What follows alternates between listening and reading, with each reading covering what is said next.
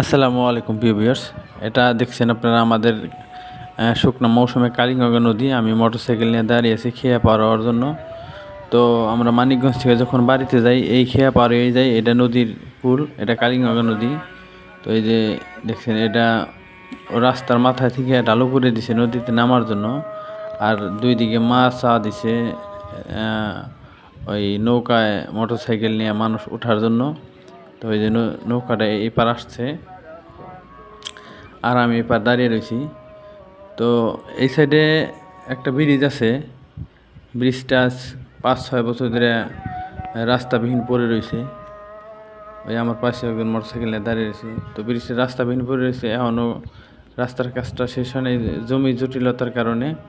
ওইটা আমি যে জায়গায় দাঁড়িয়ে আছি এই জায়গাটা হলো রাস্তা, কিন্তু এই যে ব্রিজটা ওইসে একটু নামায়।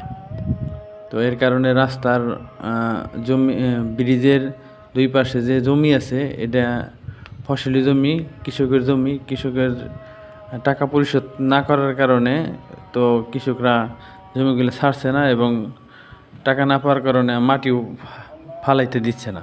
এর কারণেই ব্রিজের কাজটা শেষ হয় নাই। তো ইনশাল্লাহ অল্প কিছুদিনের মধ্যেই ব্রিজের রাস্তার কাজ ধরবে, সব কিছুই মোটামুটি শেষের দিকে। তো আমাদের ভোগান্তি শেষ হবে, ব্রিজের মাটি ফালানোর কাজটা শেষ হলেই। অনেক কষ্ট হয়, রাত 8টা বাজলে আর খেয়া থাকে না। পরে এই একটু খেয়ার জন্যেই কমপক্ষে 20 কিলো জায়গা ঘুরতে হয় আমাদের।